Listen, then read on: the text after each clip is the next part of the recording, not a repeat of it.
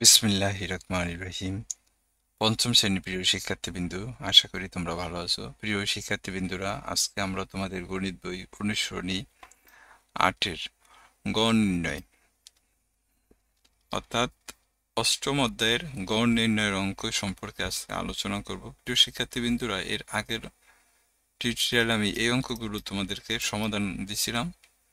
আজকে মূলত আমরা এইখানে কিছু কাজ আছে, দেখো এই কাজগুলোর একটু সমাধান দিন প্রিয় শিক্ষার্থীবৃন্দুরা। তো চলো, আমরা এই অঙ্কগুলো করার জন্য একটা পিডিএফ তৈরি করছি, তোমাদেরকে পিডিএফ থেকে অঙ্কগুলো দেখায় দেব।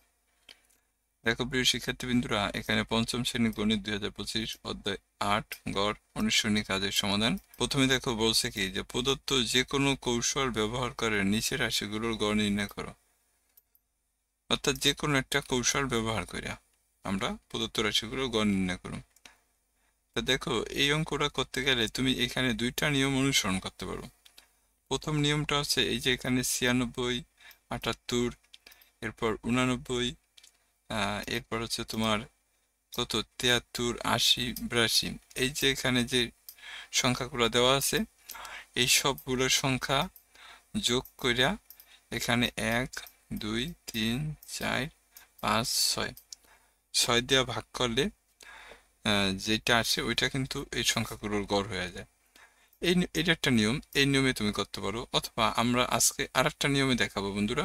আমি যে নিয়মটার কথা বলছি এই নিয়মটা আগের টিউটোরিয়ালে দেখাইছিলাম, আজকে আমি অন্য একটা নিয়মে দেখাই। তো দেখো, তুমি অন্য নিয়মে যদি গড় করতে চাও তাহলে দেখো তো, এই যেই সংখ্যাগুলো আছে এর ভিতরে সবচেয়ে ছোট সংখ্যা কত? 73। আমরা এখানে লিখছি, দেখো প্রদত্ত রাশিগুলোর মধ্যে সর্বনিম্ন মান কত? 73। এদের পার্থক্যগুলো যথাক্রমে, তাহলে এই যে 73, এই 96 থেকে 73 বিয়োগ করুন, 78 থেকে 73 বিয়োগ করুন, 89 থেকে 73 বিয়োগ করুন, 73 থেকে 73 বিয়োগ করুন, 80 থেকে 73 বিয়োগ করুন, 82 থেকে 73 বিয়োগ করুন। বিয়োগ করলে দেখো এখানে আমরা কিছু মান পাইতেছি, পার্থক্য পাইতেছি। এই যে পার্থক্যগুলো পাইছি, এই যে এখানে যে পার্থক্যগুলো পাইছি, এই সব পার্থক্যগুলো আমরা এখন কি করুম? যোগ করুম। দেখো এই যে এই সমস্ত পার্থক্যগুলো আমরা এই যে এখানে যোগ করছি। তো এগুলোর যোগফল কত আছে? দেখো 86। এখন এখানে সংখ্যা কয়টা আছে? 6টা। আমরা 6 দিয়ে যদি ভাগ করি তাহলে দেখো গড় পার্থক্য কত আসে? 10। এখন সর্বনিম্ন সংখ্যা আমার কত ছিল? 73 ছিল।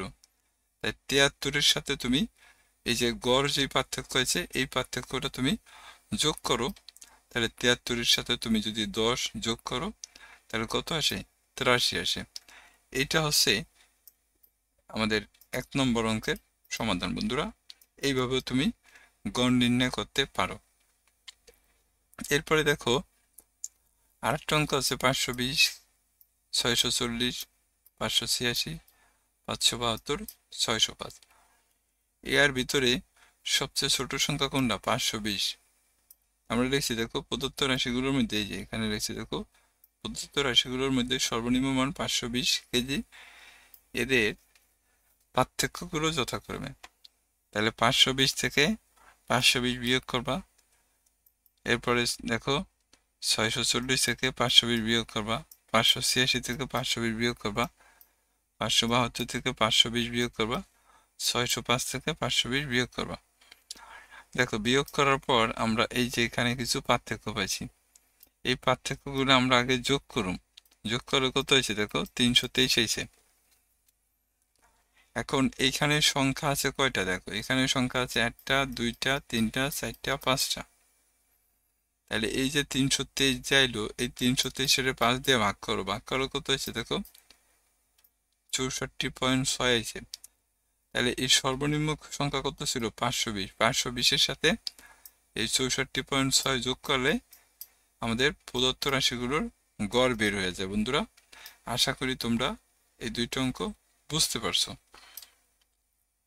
এরপরে দেখো আরেকটা অঙ্ক আছে এখানে,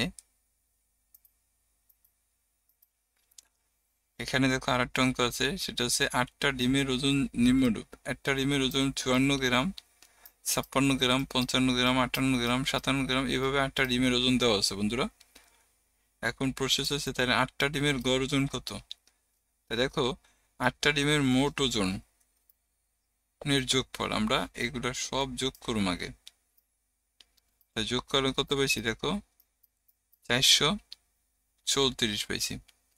এখন এটার গড় নির্ণয় করুম, যেহেতু এখানে গড় চাইছে 8টা ডিমের গড় ওজন, তাহলে গড় নির্ণয় সূত্র হচ্ছে রাশিগুলোর যোগফল ভাগ কত রাশির সংখ্যা। তো যোগফল কত হয়েছে? 434 হয়েছে। আর রাশির সংখ্যা কত? 8টি। তাহলে 434-এর তুমি যদি 8 দিয়ে ভাগ করো, তাহলে কত? 54.25 গ্রাম। অর্থাৎ এটা ছিল আমাদের অঙ্কের সমাধান। এরপরে দেখো এখানে একটা অঙ্ক আছে, দেখো নিচের ছকে ক দল এবং খ দলের গণিতে প্রাপ্ত নাম্বার আছে, দেওয়া আছে। এখানে দেখো ক দলের গণিতে নাম্বার পাইছে, একজনে পাইছে 59, একজনে 67, একজনে 92, একজনে 80, একজনে 85। আবার দেখো খ দলে একজনে পাইছে 82, একজনে 78, একজনে 65। এখন বলছে ক দলে 5 জন এবং খ দলে কত? 3 জন শিক্ষার্থী আছে। এখন আমাদের বের করতে হবে ক এবং খ দলের শিক্ষার্থীদের নম্বরের গড় নির্ণয় করো। তা ক দলের শিক্ষার্থীরা 5 জন, এই 5 জনের নাম্বার আগে আমরা যোগ করুম। দেখো ক দলের গড় নাম্বার হলো, এই সমস্ত নাম্বারগুলো যোগ করার পরে শিক্ষার্থীর সংখ্যা কয়জন? 5 জন। তাহলে 5 দিয়ে ভাগ করলে আমরা ক দলের শিক্ষার্থীদের গড় নাম্বার পেয়ে গেছে বন্ধুরা। এখন আবার খ দলের শিক্ষার্থীদের গড় নাম্বার যদি বের করতে যাই, তা খ দলের শিক্ষার্থী কয়জন? 3 জন। দেখো এই যে 3 জন। তা এই 3 জনের নাম্বার আমরা কি করছি? যোগ করছি। দেখো ভাগ করছি কত দিয়া? 3 দিয়া। তাহলে আমরা এইভাবে বলতে পারি যে ক দলের গড় নাম্বার 76.6 আর খ দলের গড় নাম্বার কত? গড় নাম্বার আছে 75। এটাই ছিল বন্ধুরা আমাদের কাজ। এর পরের অঙ্কে আমরা দেখো অনুশীলনী অঙ্ক তোমাদেরকে দেখাবো। তো ততক্ষণ পর্যন্ত তোমরা ভালো থাকো।